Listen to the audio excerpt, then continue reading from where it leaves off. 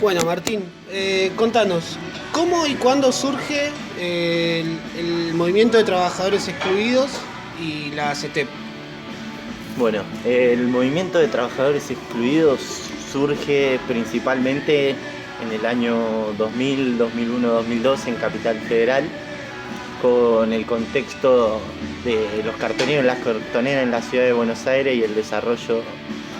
de los trenes blancos en ese momento, que eran cantidad de familias que iban a la ciudad de Buenos Aires a revolver la basura y poder, digamos, de ahí generar un plato de comida. Ese nacimiento del MTE le da sobre todo una esencia desde los cartoneros y las cartoneras, del trabajo en la calle y de la resistencia a la autoridad policial muchas veces que digamos cuidaba la propiedad privada, que en este caso era la basura de los vecinos y la vecina, en contra de esta familia en un contexto de mucho hambre también, que estaban laburando, generando un trabajo, ¿no? Que hoy le decimos los recicladores, la recicladora, algo que se vuelve tan importante en el mundo, estaban generando, inventándose su propio empleo, que era poder hacer un mango de lo que las familias más pudientes o de clase media de la ciudad de Buenos Aires descartaban en la ciudad. Con eso empieza un camino también de una organización social y con una visión gremial. Acá en la ciudad de Mar del Plata nosotros empezamos a trabajar cerca del 2013 con el MTE, veníamos de una historia anterior, que era con Los Sin Techo, una organización que se genera a partir de viviendas abandonadas y de empezar a organizarnos y a construir cooperativas de trabajo. Y en el contexto del 2013 empezamos a articular y a trabajar juntos, un poco para hacer la visión de cómo se genera el MTE y cómo nosotros desde acá también llegamos a articular con el MTE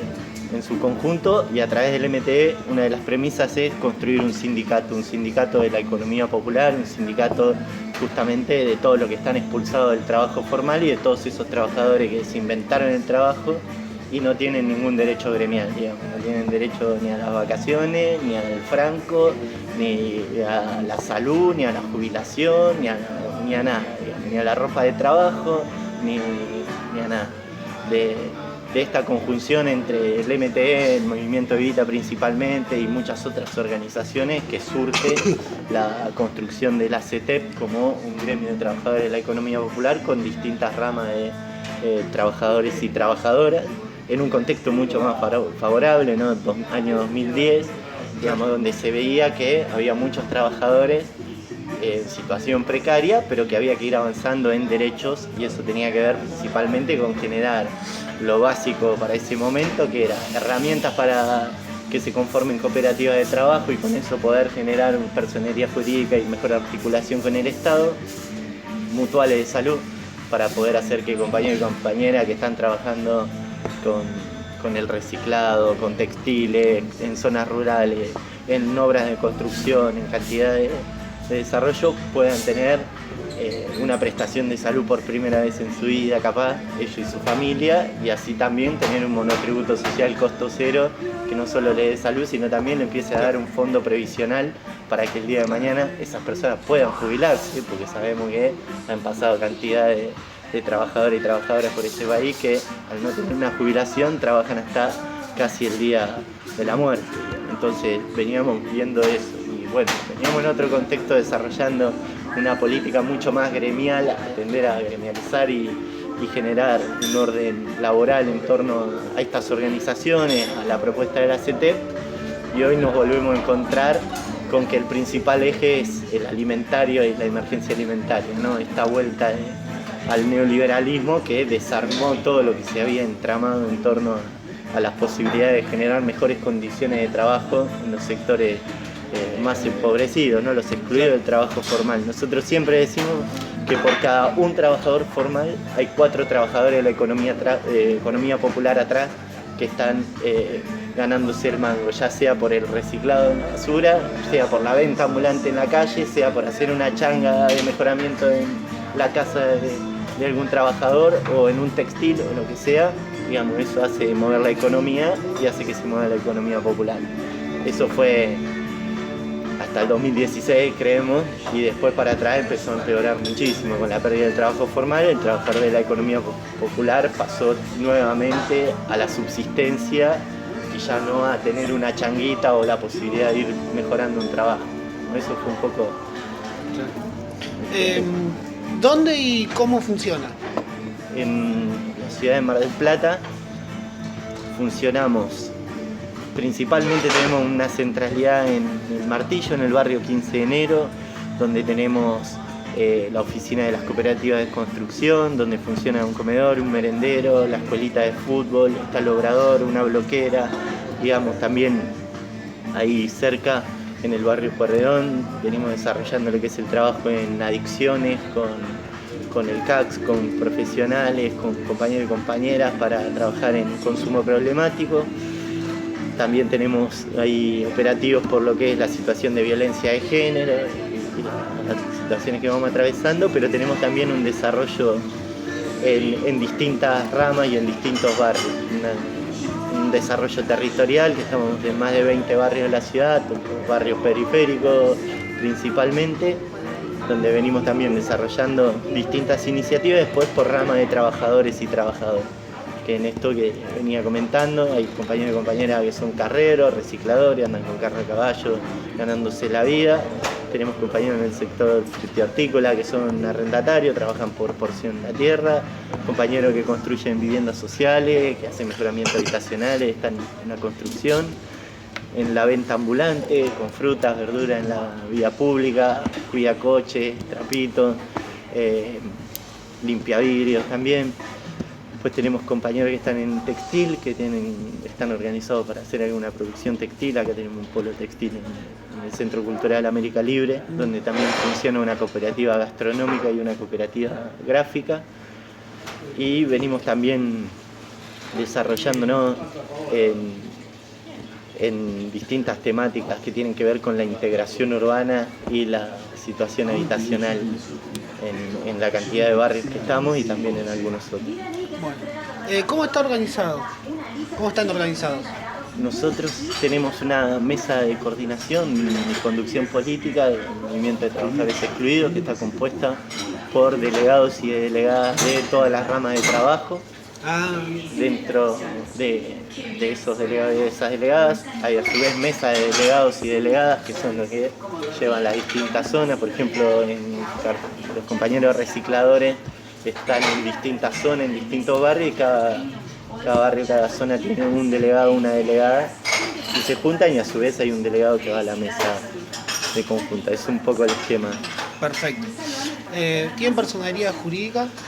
Nosotros tenemos personerías jurídicas, tenemos cooperativas de trabajo, tanto para la construcción, el reciclado, para la zona rural, y así también como tenemos asociaciones civiles que son las que nos sirven. ¿Cada una de ellas tiene su personería jurídica o es una sola? No, tenemos varias. Ah, sí, bien. Que depende también a qué están sujetadas en estatuto para el desarrollo de distintas actividades. Tenemos ONG que están ligadas más a la infancia, al deporte y al trabajo recreativo, y después tenemos más ligada eso al trabajo de la construcción, es específico, a la textil es otra específico, la cooperativa gastronómica es otra específico, y así con cada una, ¿no? Después tenemos también una situación ahí que es la de la discusión nacional con respecto a la CETEP, que conseguimos tener una personería jurídica de primer grado, que es un primer reconocimiento a la organización sindical y social, digamos que bueno, que eso también nos ayuda a empezar a tener paritarias con el Estado el día de mañana, que es un poco nuestra búsqueda, ¿no? Era la búsqueda en años anteriores de poder llegar a tener paritaria del sector, haber ingresado en el Consejo del Salario Mínimo Vital y Móvil es parte de esa lucha de que estos trabajadores no están formalizados, sus patrones no son los empresarios, pero sí hay un trabajador ahí, y hoy en día el patrón vendría a ser un poco el Estado, el responsable social y político de que esos trabajadores y trabajadoras tengan o no derecho para poder tener sus vacaciones, su día libre, su ropa de trabajo, su seguro, su salud y todo lo que corresponde a un trabajador y una trabajadora. Bueno, Martín, más o menos. Sí. ¿Cuántos militantes tienen actualmente y cuántos aproximadamente tenían en el 2015? Bien. nosotros siempre decimos, como decía, nos lo inventamos nosotros, decía un cura tercermundista en Colombia, Camilo Torres, decía, mucha gente se acerca a las organizaciones por razones de conciencia política, ideológica, por la cabeza, por el corazón, por sentir el dolor de las injusticias, lo que sea, o por el estómago, que es el hambre mismo. Hoy en día nosotros vemos que hay muchísima gente que se ha acercado en este último año, sobre todo a las organizaciones, por la panza, digamos. Realmente se ha acercado a las organizaciones sociales porque somos un lugar de contención al momento de la primera necesidad, que puede ser el alimento, pero así como también es el trabajo, ¿no? Y mucha gente viene a las organizaciones sociales buscando una forma de ingresar a algún trabajo, alguna changa, de mejorarla. Y lo mismo, esto que te decía, nos hace también a veces a nosotros por lo menos sí diferenciar un poco entre quienes somos más militantes, convencidos y desarrollamos las organizaciones, y quienes son compañeros y compañeras que se han acercado a una organización por la necesidad primaria y básica. En eso nosotros hemos pasado de ser 150 compañeros y compañeras organizados a ser hoy más de 1200 en apenas 3 años y medio, y sobre todo en el último año vemos que viene creciendo muchísimo. Si éramos 1200 hasta el año pasado, este año ha crecido por lo menos el 500, 600 personas más, que son las que hoy están cotidianamente en la organización, ya sea en un esquema de adicciones, de comida, de trabajo, de deporte o de lo que sea, que es lo que la organización llega a contener, ya sea a través de programas de trabajo o también esto mismo, ¿no? De asistencia en adicciones, en violencia de género, en desarrollar algún trabajo que ya se tiene, o también en ir mejorando con la situación de los secundarios con oficios para terminar la escuela, y también con la primaria para que muchas personas puedan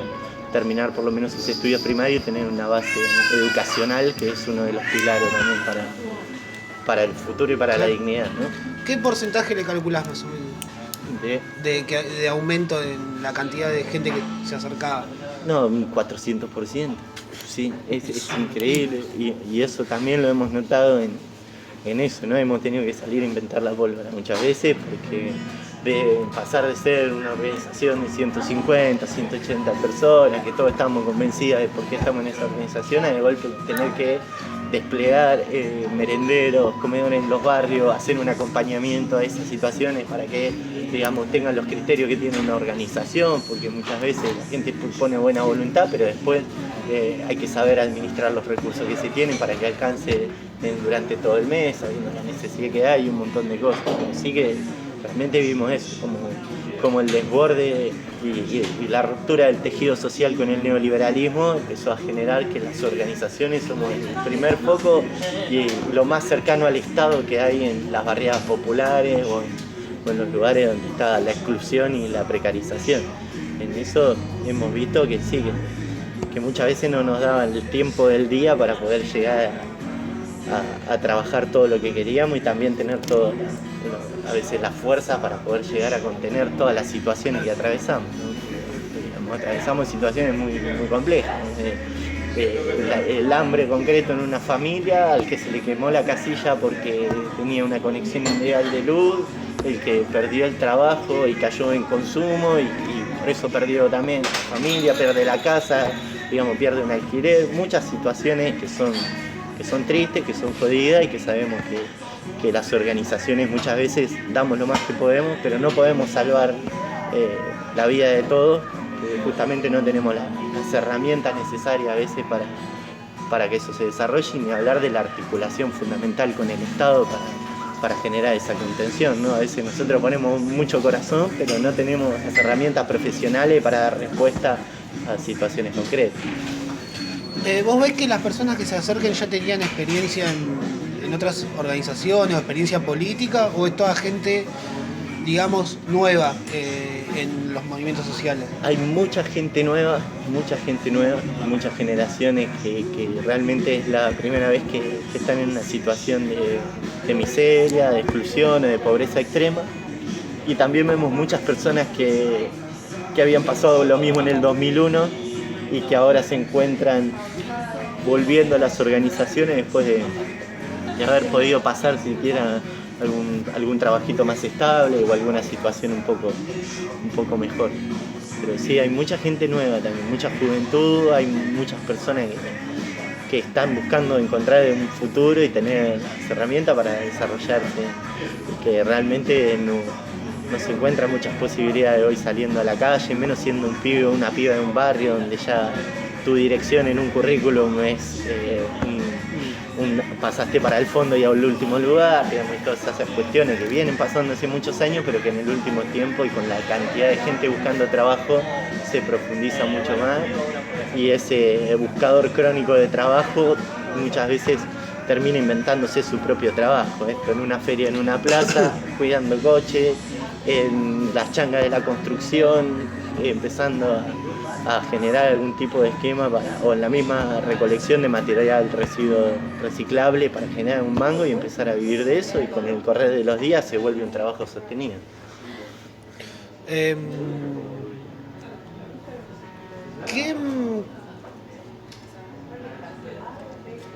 A ver, ¿cómo te pongo? ¿Qué respuesta encuentran de parte del Estado ahora o en estos 3 años? Sí. Con respecto a las peticiones que plantean, los reclamos? Y ahí realmente nosotros vemos que hay un Estado ausente, ¿no? Que realmente que si no hubiera la solidaridad que hay en nuestra sociedad, muchas de las cosas que hacemos serían imposibles, y sería imposible también generar una contención que tenga la paz que se ve hoy en las calles con la crisis social que estamos, ¿no? Nosotros vemos que en estos 3 años nos cansamos no de protestar, sino también de hacer propuestas de gestión y de cuestiones concretas que necesitábamos desarrollar entre el Estado y las organizaciones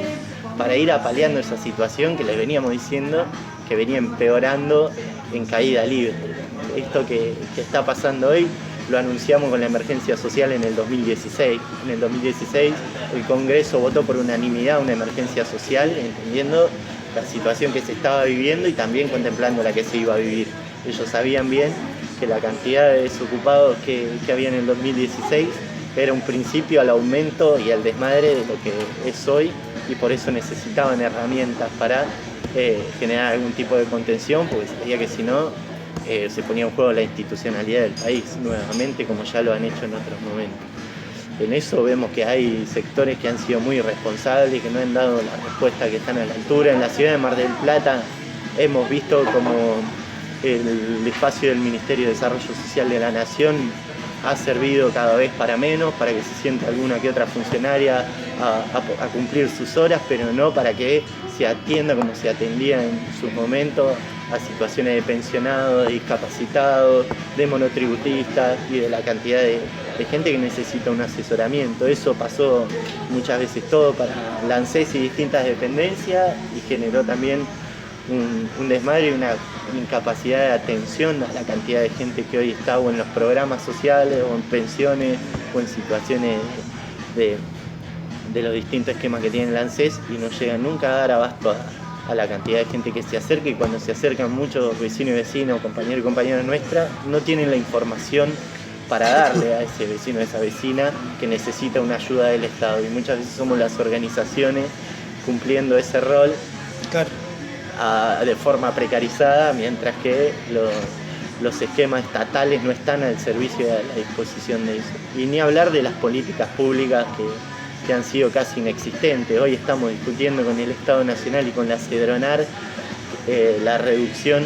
en los presupuestos que tienen que ver con el consumo problemático y con las adicciones. O sea, estamos jugando con la vida de los pibes y las pibas que,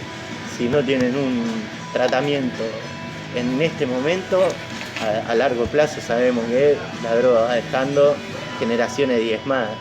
y en este contexto ver no solo que no se actualizan los montos, sino de que se reduce, nos parece como que son los actos criminales y que demuestran claramente cuál es el esquema del neoliberalismo y del macrismo en este caso para el desarrollo social, ¿no? Ellos ven que el desarrollo social es un parche de asistencialismo que hay que poner cada tanto para que no les explote en la cara la cantidad de cagadas que hicieron, la cantidad de hambre que generaron, la cantidad de desocupados que generaron, y lo que han generado en lugares como el reciclado, ¿no? En la ciudad de Mar del Plata tenemos un basural gigante donde va muchísima gente todos los días a buscar un plato de comida, a generárselo desde ahí, y vemos que ahí hay mucha más gente que antes. Vemos que la gente que va ahí trabaja mucho más por mucha menos plata y que esos salarios han sido perdidos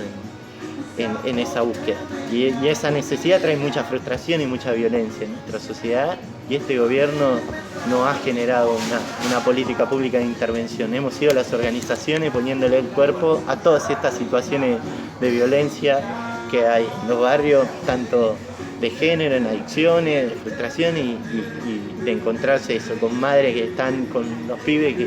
sin saber cómo hacer para generar una olla en el día y un plato de comida. Esas cosas las vivimos día a día y año a año estuvimos peleando porque se cree una emergencia alimentaria. Entendemos que ahora estamos en momentos clave y seguramente se tenga que aprobar porque ya la situación no da para más, pero también porque este gobierno entendió recién en las PASO de agosto el cachetazo de realidad que hay y que existe, y que por más bloqueo mediático que tengan, hay una realidad social que no se puede tapar. Y eso es lo que le pasó al gobierno nacional y al gobierno provincial, que hasta hace poco tiempo daban muy pocas respuestas y a cuentagotas, y en este último momento empiezan a, digamos, ponerse un poco más avivados de cara a las elecciones, pero sabemos que no ha habido ninguna política de fondo y que no hay ninguna de las formas de gobierno que se han asumido en que desarrolle y contemple la exclusión con inclusión social. Lo que se hizo fue aumentar la exclusión social y evitar todos los programas y el cierre de todos los programas nacionales de inclusión social, como el de viviendas, que es uno de los que nosotros más conocemos y más hemos desarrollado. En la ciudad de Mar del Plata, en estos 4 años, se generaron solamente 56 viviendas sociales. Y fue un programa que desarrollamos la CETEP en conjunto con Barrio de Pie. No lo hizo ni el Estado municipal. Cuando sabemos que previamente, antes del 2015, se construyeron más de 1.200 viviendas en la ciudad de Mar del Plata. Para que tengamos en cuenta eso, ¿no? En 8 años se habían construido 1.200 viviendas, en 4 años de macrismo se construyeron 56 viviendas, y con gestión de impresión y acampes y muchas medidas de lucha y de fuerza de las organizaciones que gestionamos y laburamos para que se salga.